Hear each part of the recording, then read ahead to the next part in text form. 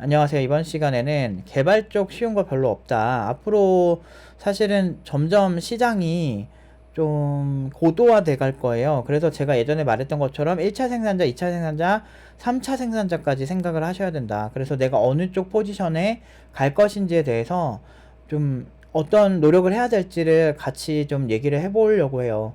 그러니까 지금 이제 기업들이 굉장히 좀 까다롭고 까칠하게 움직이기 시작했죠. 그래서 많이 좀 눈치 빠르신 분들은 아실 거예요. 카카오도 재택근무를 막 시켰다가 이제는 재택근무해서 다 오라고. 왜? 효율이 떨어진다. 사람들이 재택근무를 하는 게 아름답고 개개인한테는 출퇴근 시간이 없으니까 스트레스가 없고 사람들이 다 찬양했지만 실제 기업에서 봤을 때 업무 성과가 너무 떨어진다라고 본 거지. 그리고 이제 금요일 쉬는 그런 제도들도 없앴대요. 뭐 보면 네카라급의 당토 천국 뭐 이렇게 얘기를 해도 실제로 그 네카라급의 당토에서 개발자의 어떤 많은 좋은 혜택들을 준 건 일을 더 잘 할 것 같다라는 가설 때문이었겠죠. 하지만 실제로 해보니 효과가 없다. 그러면 기업인들은 그렇게 할 이유가 없어요. 법적으로 강제하지 않는 이상은 그렇게 할 이유가 없다. 그 얘기는 카카오도 결국에는 자기 돈 벌려고 하는 거다라는 거죠. 왜? 주주들이 거기에 투자를 많이 하잖아요.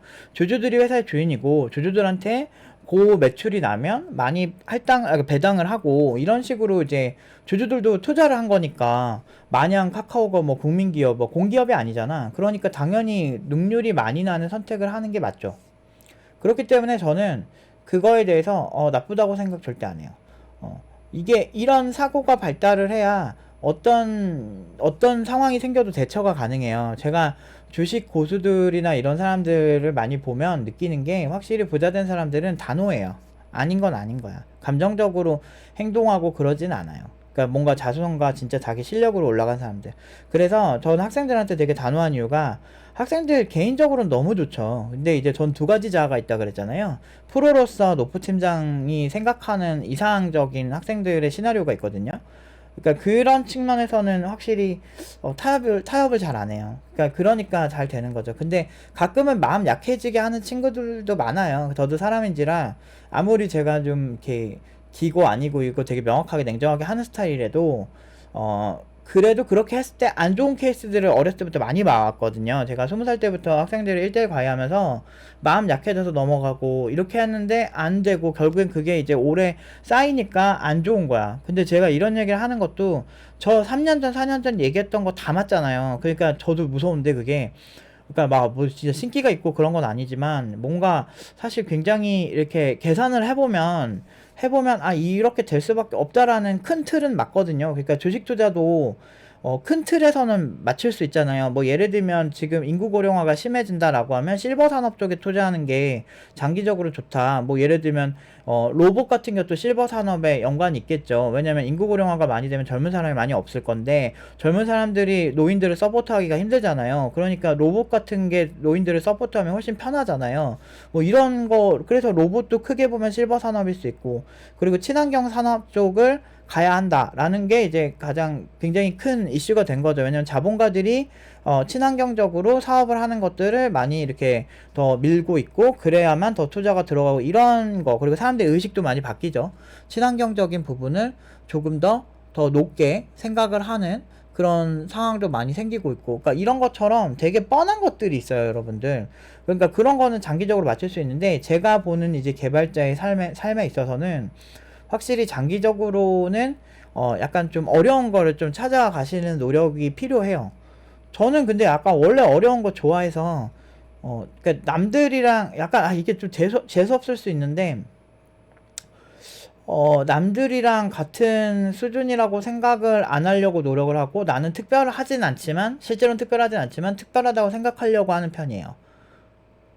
그래서 나는 스페셜리스트고 나는 정말 뛰어나고 누군가 그 물어보시더라고요. 제가 롤 티어 얘기하면서 개발자도 은근 티어가 있다 얘기를 했더니 노프 팀장은 티어가 어느 정도 되는 것 같으세요? 이렇게 물어보시더라고요. 제가 그때는 바로 대답을 못했는데 그냥 한 다이아 정도 되지 않을까요? 개발 쪽으로 봤을 때. 그러니까 사실 엄청난 천재나 정말 똑똑한 사람들이 있어요. 그래서 그런 사람들까지는 안 돼도 나름대로 그래도 국내에서 제가 20대 때 억대 연봉을 찍은 입장에서는 그 나름대로 괜찮았다고 생각해요. 근데 저보다 훨씬 뛰어난 사람들이 분명히 많고 실제로 그런 사람들을 좀 보기도 했는데, 근데 그런 건 있어. 그 사람들이 만약에 정말 천재들이 한 3일 만에 하는 게 있으면 천재가 아닌 노프 팀장 입장에서는 그래도 한 5일? 5일에서 6일 정도면 금방 따라잡는 그런 정도? 그러니까 물론 한 2배 가까이 걸린 거라서 별로일 수 있지만, 그냥 내가 시간을 그들보다 많이 쓰면 되는 거 아닌가? 난 그런 생각 하는 거야. 일단 내가 아예 절대적으로 못한다? 좀 시간이 더 걸린다? 뭐 이 정도는 크게 뭐 문제될 건 아니라고 생각을 하는 편인 것 같아요. 좀 자기 합리화일 수 있는데 한 다이아 정도 되지 않을까? 그런 생각했어요. 근데 교육에 있어서는 사실 탑티어죠. 교육에 있어서는 사실 페이커지. 나 자신 있어요. 교육 쪽은 저 정도로 학생들 그 잠재의식을 깨워주고 그러면서 개발적으로도 하이엔드로 유도한 사람 저는 아직까지는 못 봤어요. 그래서 교육 쪽에서는 그냥 페이커라고 생각하시면 되고, 근데 그 교육을 하려면 내가 최소 다이아 정도 실력은 있어야지. 그 코칭을 하려면. 그러니까 내가 이것저것 미래 먹거리 산업들을 많이 연구를 하고 있는 게, 뭐 블록체인 쪽 공부도 많이 했고, 그래서 블록체인 쪽에 학생들을 어떻게 해야 연봉 8천을 받게 할 수 있는지를 알고 있는 거죠. 그래서 지금 내부에서도 블록체인 쪽에 진짜 심도 있게 공부하는 친구들도 있고요. 그래서 이제 우리나라 좀 메인넷 런칭할 때, 이 친구들이 기여를 많이 해서 블록체인 쪽에서 한국이 그래도 거래소만 유명한 게 아니고 한국이 그래도 기술력으로 인정을 받았으면 좋겠다 이런 생각을 하고 있어요.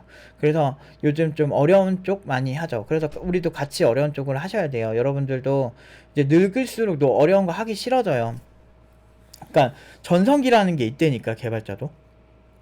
이 영상의 제목 개발자의 전성기라고 해야 되겠다. 전성기에 어려운 거 하자, 이렇게 해야 되겠다. 진짜 여러분들 그 20대가 전성기거든요. 20대에서 30대 사이가. 그래서 저도 초조한 거예요.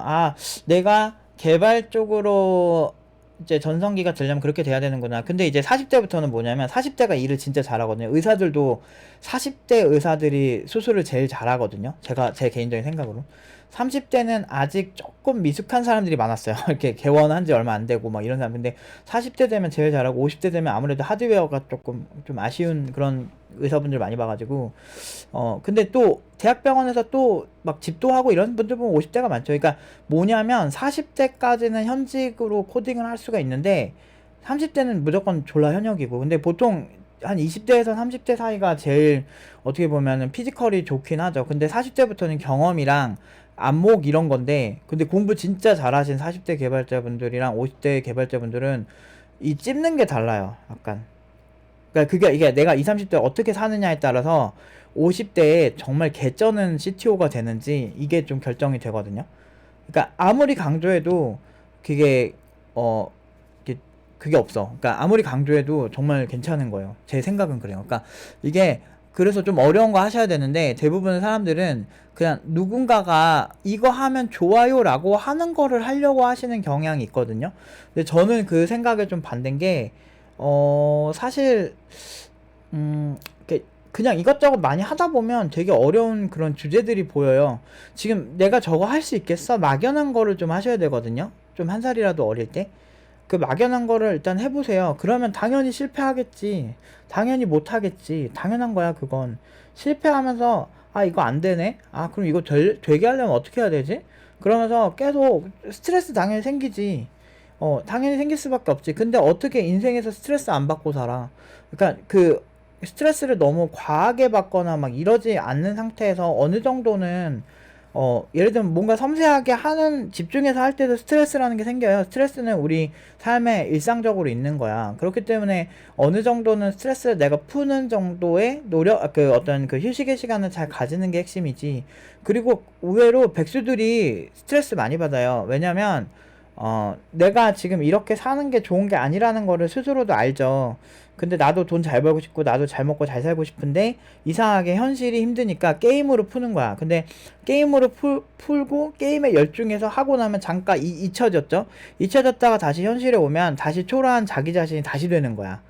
그래서 결국엔 거기서 스트레스 또 받고 또 게임으로 회피하고 게임으로 회피하다가 다시 돌아오면 현실의 나를 또 마주하고 다시 스트레스 받고 이게 악순환이에요. 그래서 백수가 됐든 뭐가 됐든 간에 결국엔 이거를 바꾸는 건 자기 자신이거든. 근데 이왕 할 거면 저는 좀 어려운 거 하셨으면 좋겠어요. 근데 문제는 이제 그 어려운 걸 할 수 있게 완전 초보자들을 이렇게 그쪽까지 데려가는 이런 교육기관이 없기도 하고 그게 사실 쉬운 게 아니라서 사실은 개발 쪽은 의외로 계란으로 바위치기 같은 느낌의 교육이 많거든요. 그래서 좀 제가 항상 강조하는 게 일단 독학을 하든 뭐라든 클론 코딩부터 해보고 일단 만들어보고 흥미 위주로 하는 게 초반에는 좋다라고 얘기하거든요. 그래서 막 나 변수 영어로 쓰는 것도 힘들어. 그러면 한글로 한번 쓰면서 코딩을 해봐라. 메서드명도 한글로 쓰고 좀 친숙하게 해봐라. 좀 왕초보들은 전 그렇게 얘기 많이 하거든요. 저도 이제 개인적으로 혼자 짜는 건 다 한글 코딩 하거든요. 의미를 더 정확하게 주석을 적을 수 있잖아요. 그러니까 주석 그리고 메서드명도 좀 더 의미를 명확하게 쓰는데 아무래도 좀 길어지긴 하더라고 한글로 쓰면. 그러니까 영어 영문이 조금 낫기는 한데 근데 초보자들이 그런 완벽성을 기할 이유가 없어요. 그러니까 이게 뭐냐면 한글 코딩이나 이런 것들이 약간 그 처음에 자전거 배우는 사람들이 보조바퀴 달고 하는 그런 느낌이에요. 그래서 그렇게 해가지고 완전 익숙해지고 난 다음에 그 두 개 바퀴로 그냥 도는 게 낫거든. 피지컬 좋을 때 어려운 걸 좀 하셔야 진짜 진짜 잘 돼요. 그 저도 20대 때 진짜 힘든 거 많이 했거든요. 내 수준에 대비 너무 힘든 게 많았어. 근데 그때마다 엄청난 성장을 이뤘어요. 그 지금 생각해보면 그때는 고달프고 너무 가난하고 막 옥탑 살고 반지하 살고 막 이러면서 내가 20대 초반부터 지냈거든. 그런데 지금 내가 이제 부모님 이제 이사하고 막 그거를 이제 집도 볼 때 노하우 생긴 게 다 그때 생긴 거거든. 딱 갔을 때 아 여기 곰팡내 딱 난다 이러면은 아 여기 있으면은 이제 부모님 패 다 썼겠다 이런 느낌이 딱 들면은 아 내가 여기는 단호하게 여기는 임대하면 안 된다고 이제 다 알려드리고 그랬지. 근데 그걸 잘 몰라. 어른들도요. 집 많이 안 본 사람들은 어떤 집이 좋은지 몰라. 근데 나는 어렸을 때부터 자취를 많이 하고 이사를 많이 다녔잖아. 그러니까 이런 데 가면 소음이 저희가 심할 거고 뭔가 나름 빅데이터가 있다 머릿속에. 그래서 지금 이제 이사를 하셨는데 꽤 마음에 드는 집으로 갔어요. 일단 깔끔하고 좀 월세, 그러니까 아무튼 근데 뭐 제가 돈 월세 나가는 게 이제 저한테 돈이 많이 나가긴 한데 근데 좀 아무튼 내가 그런 거를 이제 보면서 생각을 한 게 이게 다 경험이라는 게 진짜 무시 못 하거든. 그러니까 어른들이 젊어 고생 사서 한다 이런 얘기 하는데 최근 많은 친구들이 그런 것들 다 이제 비웃잖아요. 젊었을 때 워라벨이다 이러면서 막 얘기하는데 저는 제가 고생을 좀 많이 했거든요. 20대 때 많이 해보고 느낀 건 좀 억울한 건 있어. 억울한 건 확실히 좀 있어. 그러니까 나는 그렇게 많이 삶을 즐기지 못했구나 20대 때 그런 느낌이 있어서 30대 때 보상 심리로 진짜 한 도시를 한 5, 60개도 다닌 것 같아. 5, 60개 정도 도시를 다녔던 것 같아, 전 세계. 근데 20대 때 내가 그렇게 열심히 하지 않았다면 그런 여행을 할 수 있으면 돈도 없었을 거고, 나름 30대는 그래도 진짜 매일, 막 여행 가서도 막 일하고, 막 어쨌든 막 어떤 주제 같은 거 막 글도 쓰고 막 진짜 많이 빡세게 하긴 했지만, 그래도 내가 공간이라도 좋게 내가 가고 싶은 데를 갈 수 있다는 거에 너무 고마웠거든요. 이게 그런 거 보면은 내 30대는 20대가 지탱해 준 거고 내 40대는 내 30대의 삶이 지탱해 주지 않을까? 이런 생각을 하고 살고 있거든요. 그래서 그럼 내 40대가 초라하지 않으려면 30대인 내가 40대 되기 전까지 또 노력을 해야 되겠다. 그래서 제가 최근에 저는 근데 한 겨울에 한 4, 5개월 정도 코딩을 좀 빡세게 하는 시즌이 있어요. 그리고 여름 되면은 정신을 못 차릴 것 같아가지고 여름에는 상대적으로 좀 라이트하게 좀 가볍게 이불 속에 숨어서 항상 이제 태블릿으로 이렇게 개발 쪽 소식 좀 보고 좀 아키텍처 분석도 좀 공부하고 좀 적당히 해요 여름에는. 왜냐면 내가 그때 체력이 안 되거든 그때는. 근데 확실히 겨울에는 이렇게 좀 추울 때 좀 제가 컨디션이 좋아서 진짜 빡세게 했죠. 그리고 좀 지쳐가지고 잠깐 살짝 쉬려고 하거든요. 어. 근데 진짜 좌절의 연속이라는 거를 사람들이 많이 모르는 것 같아요. 성장은 좌절의 연속이라서 좌절이 반복되고 반복되는 게 굉장히 중요하거든요. 근데 그럼 좌절이 반복되는 거를 사람들이 너무 두려워하고 너무 무서워하는 것 같아요. 근데 저는 과감하게 나이가 한 살이라도 어리다면 과감하게 좌절하시라. 그리고 좌절하고 다시 일어나시라. 라고 말씀을 드리고 싶어요. 왜냐면은 너무 세상은 그렇게 호락호락하지 않아요. 그래서 어려운 거 찾아서 하시고 그러니까 전성기 때 하세요. 40대 때는 20, 30대 쌓아온 걸로 사는 것 같아요. 그래서 40대, 아직 40대가 되진 않았지만 제가 20대 때 쌓아온 걸로 30대에서 굉장히 다양한 좋은 기회들을 얻었다면 제가 30대 쌓아놓은 걸로 40대 때 좋은 기회를 더 많이 얻을 거라는 확신이 있어요.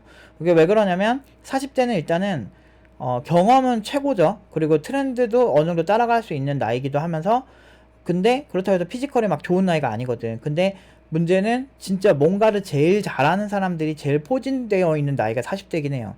그래서 40대 그 사람 모습을 보면 어떤 사람들은 너무 허접하고 어떤 사람들은 너무 괜찮아. 40대 현직자들이 진짜 제일 전성기 같거든요, 개인적으로. 그런데 물론 30대 잘 살아온 분들만. 근데 진짜 그 40대 그냥 개발 쪽 떠나시는 분들도 많아요.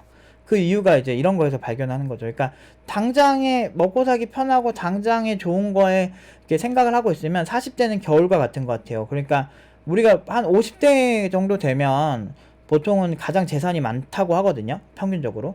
근데 그 재산으로 평생 먹고 살아야 되는 게 일반적이잖아. 근데 그런 거를 다 따져봤을 때 확실히 40대가 가장 화려해야 될 것 같아요, 일적으로 봤을 때는. 네, 그런 때 과연 우리는 얼마나 준비가 돼 있나? 그럼 뭐 어떤 게 제일 좋을까? 저는 무조건 어려운 쪽을 하시라고 추천을 드려요. 진짜 기회도, 그러니까 할 때 힘들어서 그렇지 잘만 해놓으면 기회도 제일 많고요. 저는 개인적으로 진짜 엄청 좋다고 생각을 해요. 아무튼 오늘은 여기까지 말씀드리도록 하겠습니다.